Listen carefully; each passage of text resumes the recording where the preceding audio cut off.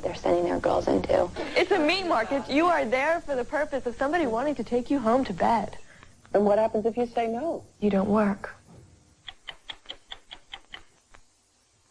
Every week, dozens of young American girls walk off airplanes in Paris and Milan, certain that their faces will be the next to beam from the covers of the fashion magazines. They are girls as young as 15 and 16, recruited by talent scouts or sent by their local modeling agencies, because Europe has more fashion houses and magazines, and it's easier to get that first big break there than in New York. The girls are told that they'll have a modeling agency in Europe, which will get them work and be their home away from home.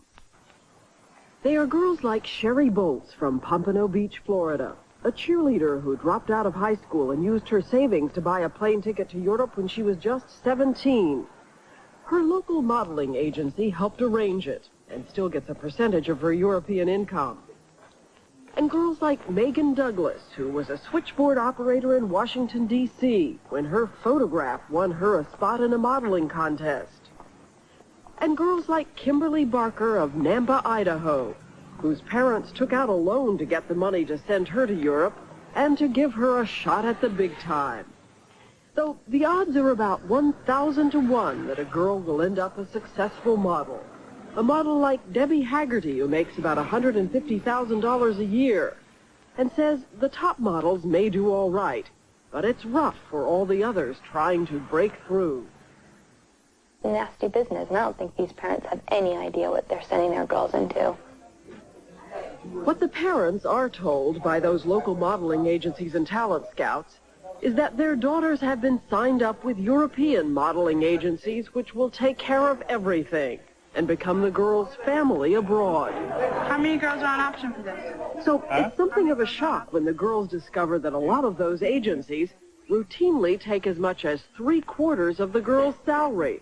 For instance, charging fees on the photographs the girls need for promotion, and ostensibly deducting taxes and Social Security, even though most of the girls are working illegally without work permits. We have to check for that. It's very confusing. Servan Cherwat is president of a fledgling models union in Paris. She's helping some of the girls bring lawsuits against the agencies to learn just where all that money goes. What happens if a girl goes to the agency and says, wait a minute, how much did the client... They never want to explain it. They just say, okay, baby, you know, we have a lot of experience and we have to pay the tax department and we have to pay a lot of things, so don't try to understand. So do the agencies really pay Social Security on an illegal work? We don't even know exactly if they pay all the amounts. I'm sure they don't pay for that. The modeling agencies also own apartments all around Paris, which they rent out to the new girls who come to town.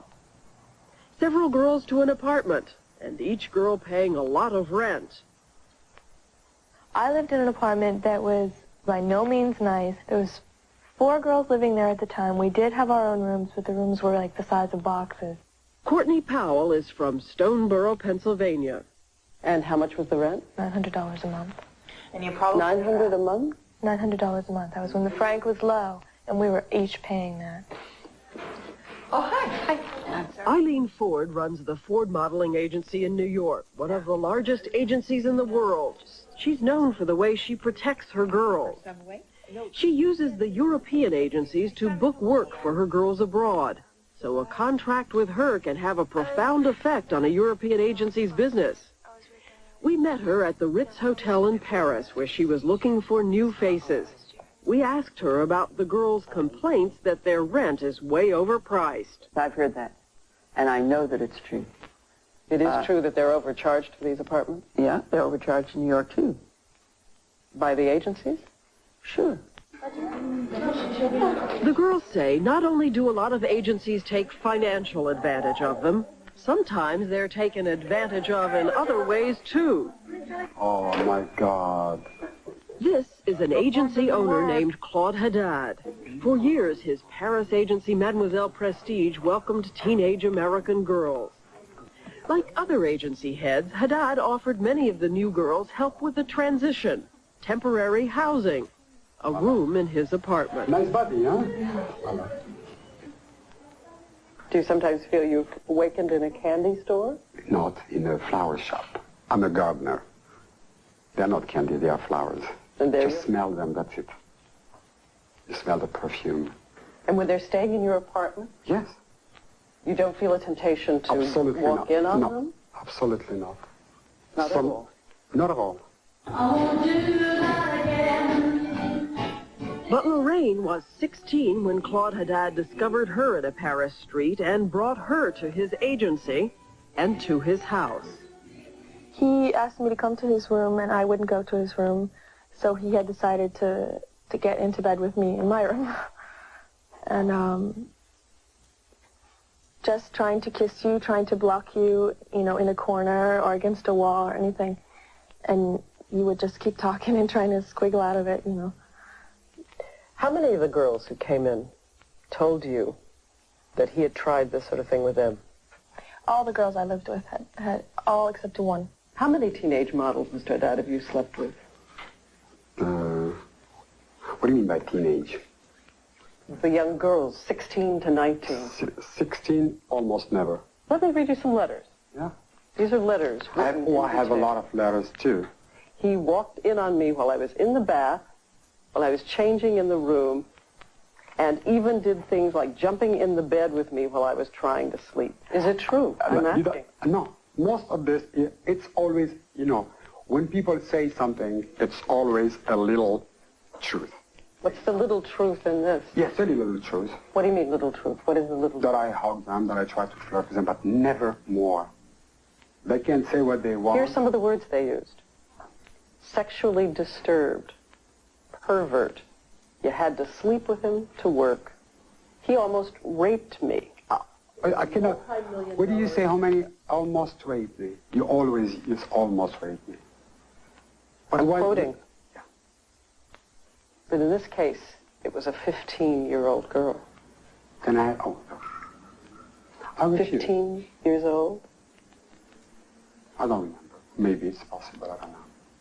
Then Claude Haddad went on to say, what happens with the girls is not really his fault. When a French girl starts to play with her body, she knows that she can have problem. She can start to have problem with men. And in America, I found out that when a girl does that, it's just, she doesn't even mean it. It's a game, but she's not thinking of what she's doing. It took me a long time to realize this. Do you work with Claude Haddad? No, sir. No more.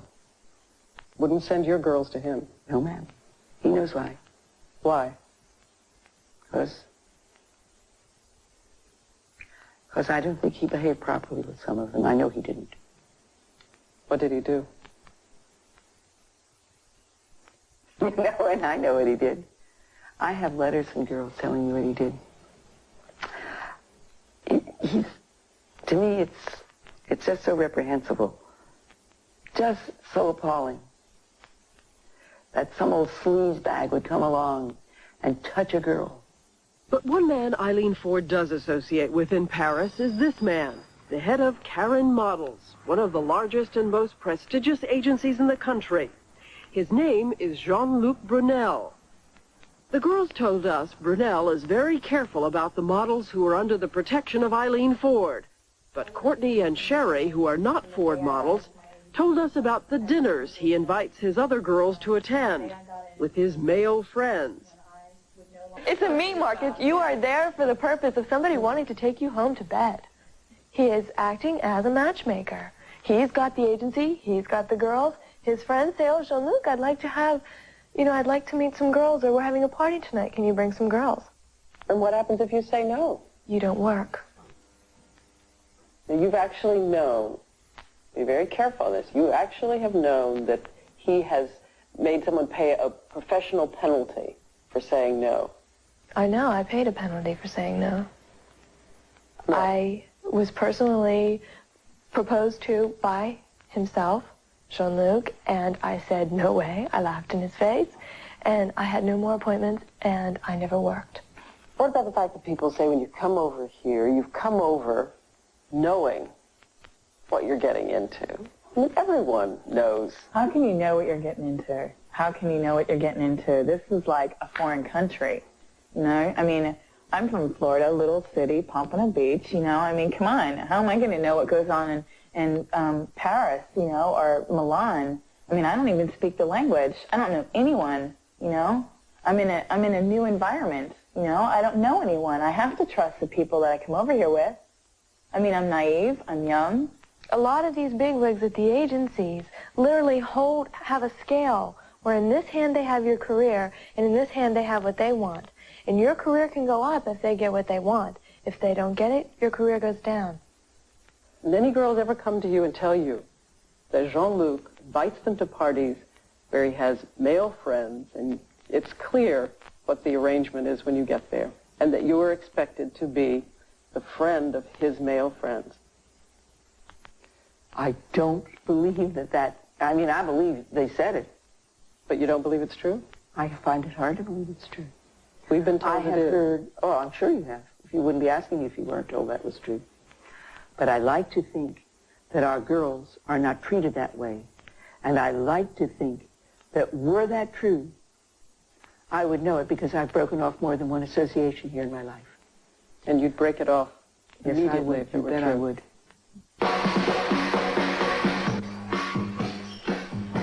At discotheques like the Bandouche and the Palace, models are admitted free. When we filmed at the Bandouche, Jean-Luc Brunel was there. A number of models told us he has used cocaine heavily and offered it to the girls, along with help in their careers. Many of the girls who spoke with us said openly that they had been regular cocaine users. But some warned that there were things that went beyond cocaine. This one asked to be photographed in shadow. So you first met Jean-Luc Brunel in a nightclub when he offered you drugs, cocaine. And Jean-Luc, did he use drugs? Oh, yes. You say, oh, yes, a lot? Well, that's why I used to like to see him, because he'd always give me a little vial of cocaine and say, you know, go have a good time in the bathroom. That was more or less, he did that with all the girls. And everyone else. This girl told us a few years ago she went to Jean-Luc's house with a few of his friends. She said a powerful hallucinogenic drug was slipped into her drink, and that Jean-Luc kept urging her to go in and take a bath. I started hallucinating, and at first, you know, it was very confusing because it was very scary, because if you don't know that you've been drugged and all of a sudden you start hallucinating, that's very scary. She said she managed to get out of the house, but stayed disoriented for 24 hours. But this ex-model says several years ago she went to Jean-Luc's house and didn't get away. She asked to have her voice and face disguised. He gave you a drink? Yes. You drank it, and then what? I blacked out. I don't remember anything after that. The next thing you remember was being in this man's bed. Who was he? Do I have to say the name? Say It the was name. Jean-Luc from Karen's modeling agency.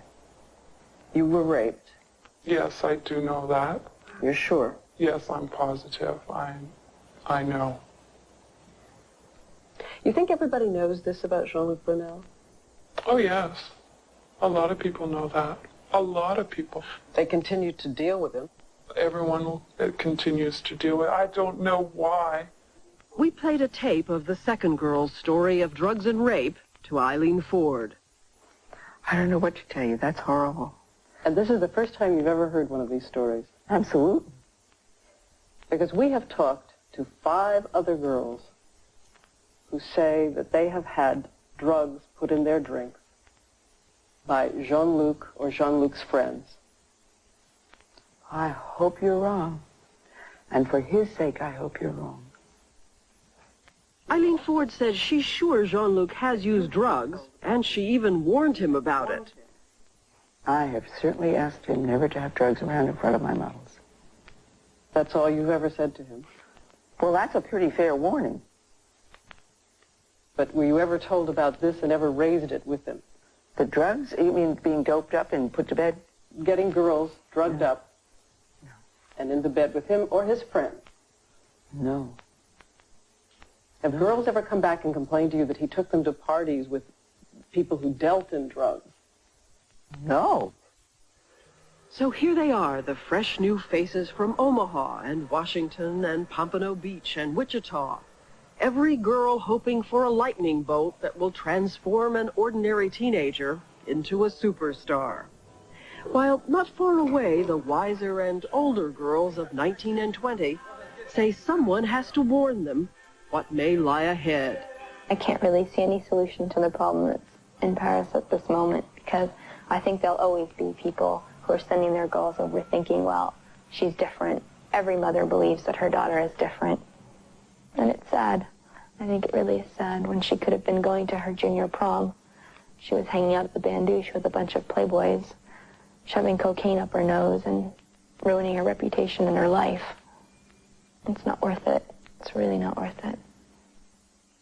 Jean-Luc Brunel declined to give us an interview, but Eileen Ford has since told us that Brunel denied to her the allegations against him. Despite that, however, she told us that she has notified Brunel that she will not send him any new models unless this matter is all cleared up.